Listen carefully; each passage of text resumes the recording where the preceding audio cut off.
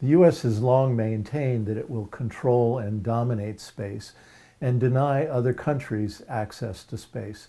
In fact, as far back as 1997, the U.S. Space Command created a document called Vision for 2020, where inside of the document they say this very thing. Let me read it to you. It says, control of space is the ability to assure access to space, freedom of operations within the space medium, and an ability to deny others the use of space. So clearly the idea is control and domination means the ability to prevent another country like China or Russia from having access to space during points of conflict. And so the U.S. has been all about developing the military technology to be able to promote force through space and from space to the Earth below. The following year, 1998, the Space Command came out with a second document called Long Range Plan, where again they spell out this idea of U.S. space domination.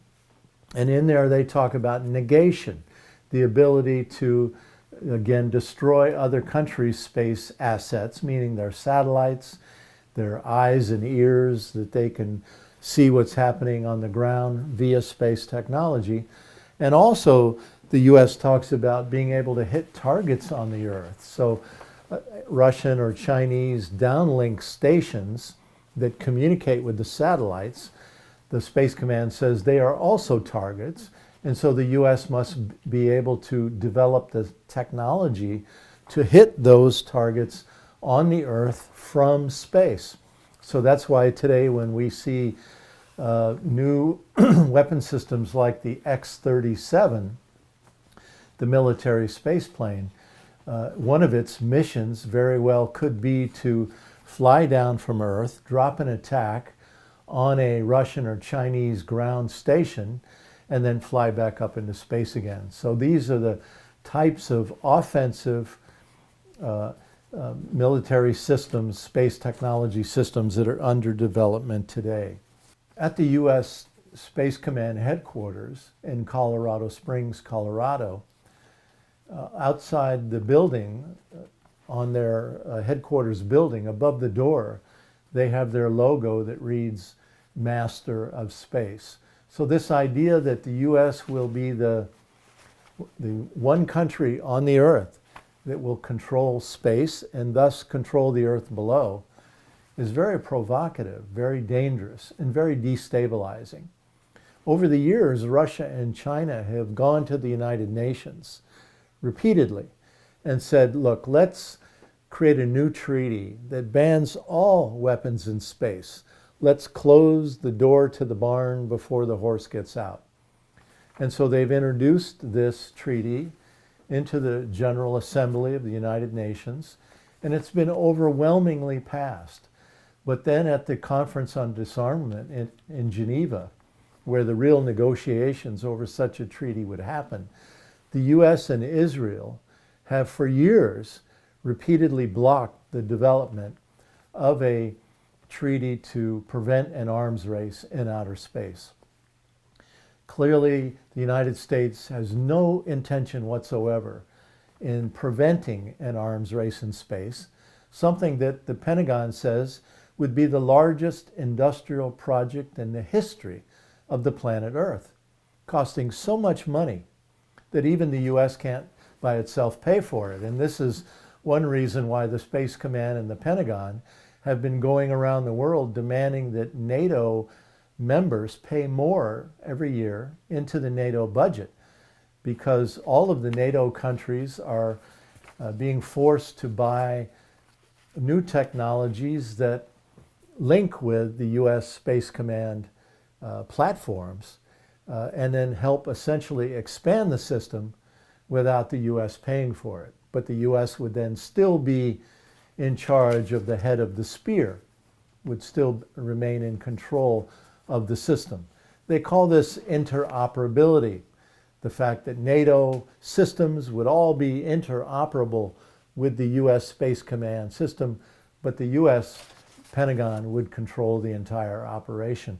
Now the question is, how would the United States pay for its share of this new arms race in space? So expensive that they say they need an independent, reliable source of funding over time.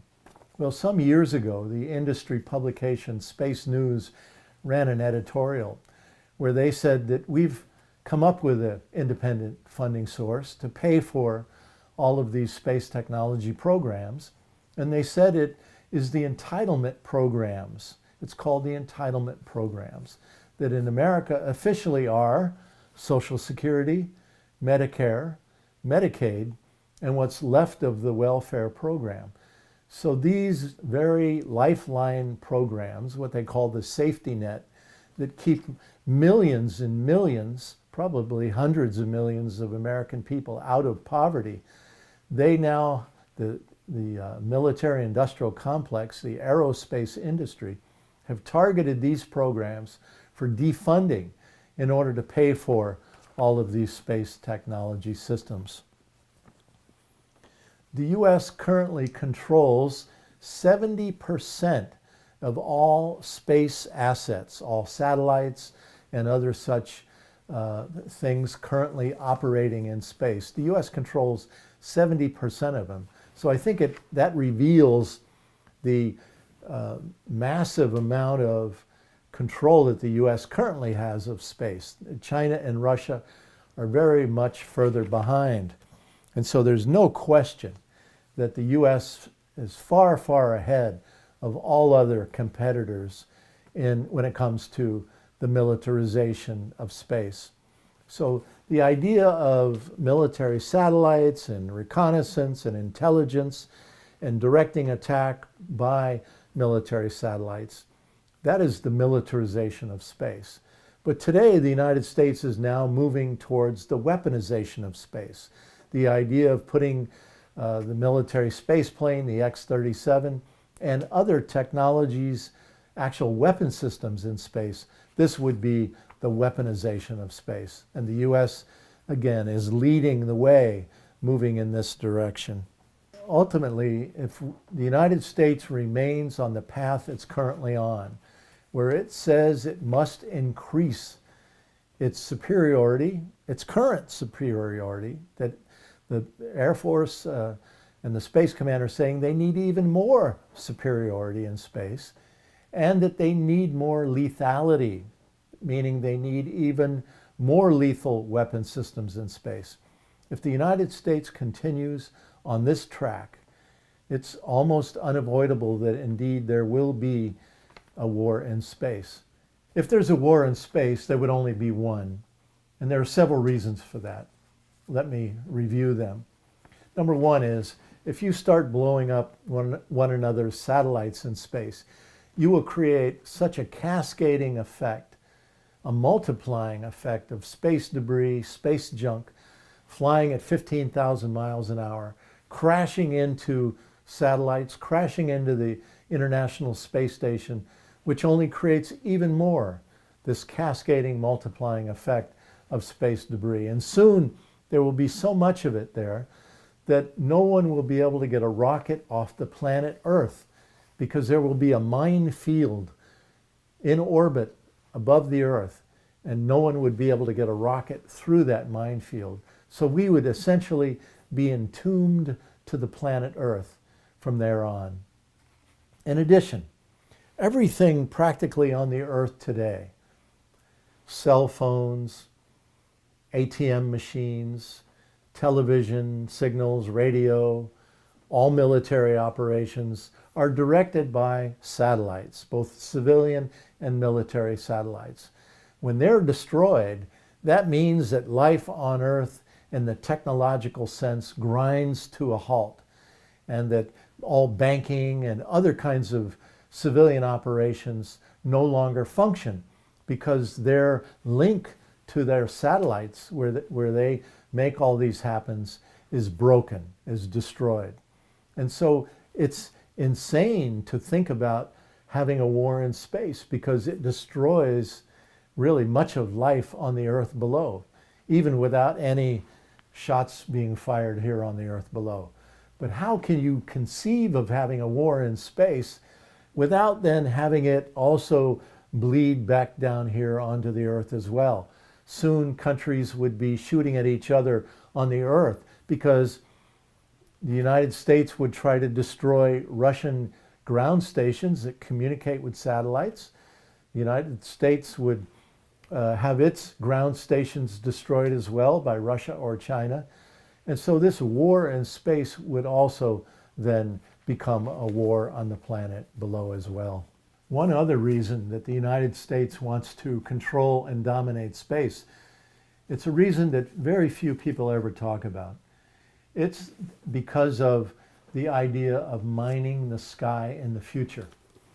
NASA scientists have been saying that there's gold on the asteroids, there's magnesium and cobalt, uranium on Mars, there's helium-3 and water on the moon, that space planetary bodies have resources that corporations on the Earth want to get a hold of, they want to control, especially because the Earth is beginning to run out of many of these resources in coming years. And so one job then of the Space Command is going to be to build a parallel highway between the Earth and these planetary bodies, and to make sure that the United States controls the gate on and off the planet Earth to these planetary bodies, so that the United States will be able to control which corporations, which wealthy individuals can go out and mine the sky. And all of this military strategy is spelled out in this book, written for the Congress of the United States back in the 1990s. It's called Military Space Forces, the Next 50 Years. And in there, they have chilling statements about how the U.S. military would control and dominate the pathway on and off the planet Earth, so that the U.S. would control which country, which corporation could mine the sky in the years ahead.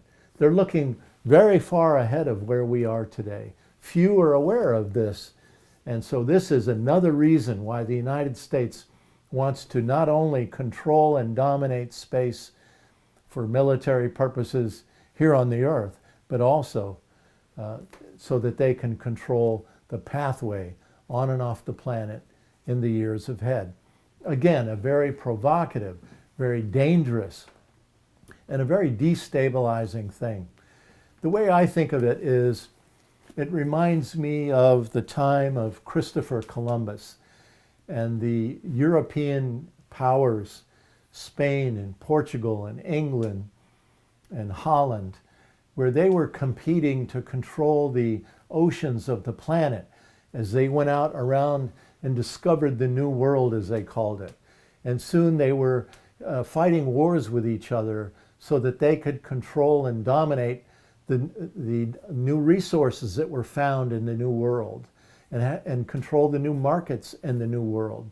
And this really created the global war system that we have today. And so here we are now on the edge of a new time, where there's a new Christopher Columbus of our age. When they're going, countries are now moving off the planet to go out and investigate the interplanetary bodies. And soon they're going to want to go out and begin resource extraction operations, colonization of other planetary bodies. And when one country, in this case the United States, says that they're going to control and dominate this new space colonization process to the detriment of all other countries, that becomes dangerous. And so we move from a global war system to a, you could say, universal war system. The ultimate reality of imperialism gone amok into the heavens. So this is a really important time that we're in today. And that's why treaties at the United Nations, like the Outer Space Treaty and the Moon Treaty, are so important, and they need to be updated and strengthened to prevent this kind of militarization of the universe that the United States is really pushing for at this current time. And that's why the treaty, the Prevention of an Arms Race in Outer Space that Russia and China have uniquely introduced for many years at the United Nations, but the United States and Israel have been blocking the development of this treaty is so important, and very few people around the world really know anything about this process today. One other weapon system that I think is really important to mention is so-called missile defense. Missile defense is a shield that would be used after a U.S. first strike attack is launched on Russia or China. In fact, every year, the U.S. Space Command has a computer war game that they call the Red Team versus the Blue Team. And in that war game, the United States launches a first strike attack against Russia and China. And the first weapon that is used is the military space plane, something like the X-37, that flies down from orbit, drops an attack on Russia and China. And then when they try to fire their remaining nuclear retaliatory capability in response, the U.S. so-called missile defense systems are used to pick off that retaliatory strike. U.S. missile defense is now being deployed on land and on U.S. Navy ships, Aegis destroyers with interceptor missiles. And these systems, these missile defense systems of the United States, are being used to surround Russia and China on land and in sea. Missile defense used to be illegal under the ABM treaty, the Anti-Ballistic Missile Treaty, between the United States and Russia. But when George W. Bush became president, 6 months after he was inaugurated, he announced the U.S. was withdrawing from the ABM treaty. Why? Because ABM made missile defense illegal to research, development, test, and deploy these kind of systems. Bush then dramatically escalated the development, testing, and deployment of these systems, and Barack Obama continued this process when he became president. And then he escalated especially the missile defense systems on the U.S. Navy Aegis destroyers that are actually made in my hometown of Bath, Maine.